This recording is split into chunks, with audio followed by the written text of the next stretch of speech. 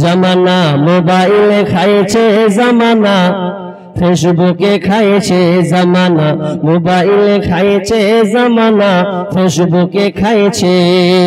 অল্প বয়সের ছেলে মেয়ে প্রেমে জড়াইছে জামানা, মোবাইল খাইছে জামানা, ফেসবুকে খাইছে। সকাল বেলা বাবা বলে যাস রে কোথায়, বাবার কথা শোনার মতো সময় যে আর নাই। বৈকাল বেলা বাবা বলে যাস রে কোথায়, বাবার কথা শোনার মতো সময় যে আর নাই। তাই রাস্তার পাশে বসে বসে ছেলেরা রাস্তার পাশে বসে বসে ফ্রি ফায়ার খেলছে জামানা, মোবাইলে খাইছে জামানা, ফেসবুকে খাইছে। অল্প বয়সের ছেলে মেয়ে প্রেমে জড়াইছে জামানা, মোবাইলে খাইছে জামানা, ফেসবুকে খাইছে। বিবাহিতা মেয়ে যখন ফেসবুকে ঢোকে, হ্যান্ডসাম ছেলে দেখে সে তো প্রেমে পড়ে। বাস্তবতা, বিবাহিতা ছেলে মেয়ে যখন ফেসবুকে ঢোকে, হ্যান্ডসাম ছেলে দেখে সে তো প্রেমে পড়ে। ওর স্বামী সন্তান সব ছাড়িয়া, স্বামী সন্তান সব ছাড়িয়া ওরা প্রেমিককে চাইছে জামানা, মোবাইলে খাইছে জামানা, ফেসবুকে খাইছে। অল্প বয়সের ছেলে মেয়ে প্রেমে জড়াইছে জামানা, মোবাইলে খাইছে জামানা, ফেসবুকে খাইছে। রাতের বেলা একা একা ঘুম যে আসে না, মেসেঞ্জার না পাইলে বন্ধু ভালো লাগে না। রাতের বেলা একা একা ঘুম যে আসে না, মেসেঞ্জার না পাইলে বন্ধু ভালো লাগে না। তাই তো এখন মা বাবারা, তাই তো এখন মা বাবারা ভীষণ টেনশনে পড়েছে জামানা, মোবাইলে খাইছে জামানা, ফেসবুকে খাইছে। অল্প বয়সের ছেলে মেয়ে প্রেমে জড়াইছে জামানা, মোবাইলে খাইছে জামানা, ফেসবুকে খাইছে জামানা, মোবাইলে খাইছে জামানা, মেসেঞ্জারে খাইছে। আল্লাহ রাসূল বলছেন, লা ইয়াকুনান্না ফি হাযিহিল উম্মতি খাসফুন ওয়া কাযফুন ওয়া মাসখুন, ওয়া যালিকা ইযা শারিবুল খামুর ওয়াত্তাখাযুল কায়নাত ওয়া দারাবু বিল মা'যিফ। আল্লাহ রাসূল বলছেন, যখন তোমাদের মাঝে এই তিনটি ভয়াবহ পাপ যখন তোমাদেরকে গ্রাস করবে বা পাপে তোমরা নিমজ্জিত হবে, তখন তোমাদের উপরে আবার তিনটি ভয়াবহ আযাব চাপানো হবে। তাহলে আমাদের উপরে আযাব চাপার কারণ আমরা নিজেরাই চেপে, আমরা অন্যায় হাত দিয়েছি, অন্যায়কে সাপোর্ট করে নিয়েছি, কবুলিয়াত করে নিয়েছি। এজন্য আল্লাহ আমাদেরকে তিনটি বিপদ আমাদের উপরে চাপিয়ে দিয়েছেন। নাম্বার 1, ওয়াযালিকা ইযা শারিবুল খামর। বিশ্বনবী বলছেন, যখন তোমরা নেশাদার দ্রব্য সমাজে বাড়িয়ে দেবে। ওয়া ইযা শারিবুল খামর, মানুষ যখন মদ পান করবে, নেশাদার দ্রব্য যখন বাড়িয়ে দেবে, এক কথায় গ্রামে গ্রামকে গ্রাম, শহরকে শহর, এই নেশাতে মানুষ যখন ডুবে যাবে, এক কথায় মানুষ মদ পান করবে, তখন তাদের উপরে তিনটা আযাব আসবে।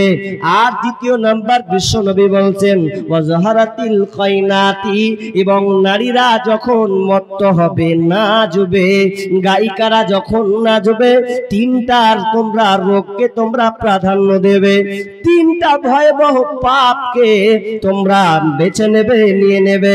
নাম্বার 3, ওয়াদারাবু বিল মা'যিফ, এবং বাদ্যযন্ত্র যখন হারে হারে বৃদ্ধি পাবে, গান বাজনা বেড়ে যাবে, তখন তোমাদের উপরে তিনটি আযাব চাপবে। এবার আপনারা বলেন, আপনাদের এলাকাতে তিনটা পাপ আছে না নাই? কথা বলেন না ভাই, আছে না নাই? যদি না আছে তো আলোচনা বাতিল, যদি আছে তো একটু শুনে পরিবর্তন হওয়া লাগবে। কেন পরিবর্তন হতে হবে ওই আয়াতটা এখনো পেন্ডিং এ রেখেছি। তবে তিনটি আযাব চাপবে যদি তিনটা কর্ম, খারাপ কর্ম আমাদের উপরে থাকে। নাম্বার 1, মদ পান করা। আজকে মুসলমান মদকে আমরা এমন ভাবে বেছে নিয়েছে, আপনাদের এই দিকে নাই, আমার বাড়ির পাশে মদেরই গোডাউন খুলেছে। 2024 সাল, 2024 থেকে সরকার লাইন প্রাপ্ত থেকে এটা ওপেন খুলে দেওয়া হলো। ফলাফল কি দাঁড়ালো? ফলাফল দাঁড়িয়েছে, আরে দেখে তো অবাক হয়ে গেলাম। যদি কোনোদিন লাইভে ধরা যায় মোবাইলে তো আপনি অবাক হয়ে যাবেন। প্রশ্ন করবেন মৌলভী সাহেব এই লাইনটা কিসের? উত্তর হবে এটা ঔষধের দোকান নয়, এটা কোনো হসপিটাল নয়, কোনো স্কুল নয়। লাইন লম্বা, 200, 400, 500 পর্যন্ত লাইন লেগে আছে। কোথায়? তো মদের কাউন্টারে লাইন লেগে আছে।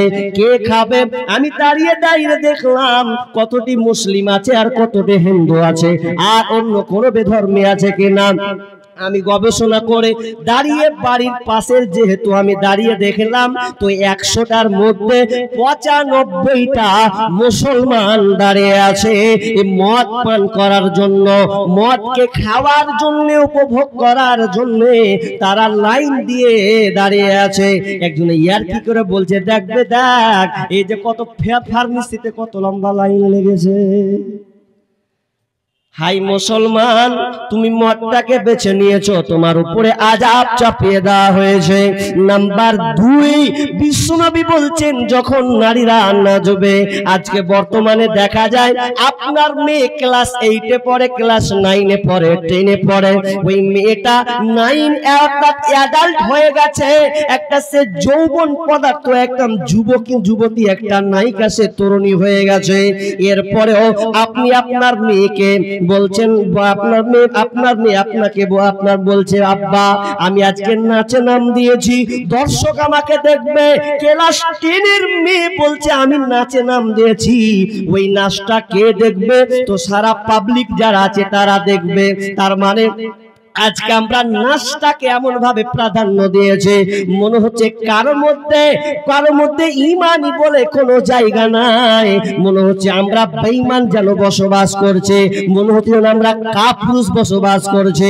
এই জন্য আপনার মেয়েটা নাচ গান করে ওপেন দেখানো হয়। শুধু তাই নয়, আজকে বর্তমান প্রেক্ষাপট মিডিয়ার যুগে, মোবাইলের যুগে, আজকে দেখা যায় মোবাইলে মেয়েরা নাচছে, আপনি শুয়ে শুয়ে আপনার মেয়ে দেখছে, শুয়ে শুয়ে আপনি দেখছেন, আপনার বউ দেখছে, আপনার ছেলে দেখছে, কারো কোনো মাথা ব্যথা নাই যে এটা বড় একটা রোগ, যে আমি যে সিনেমা দেখছি, আমি যে গান দেখছি।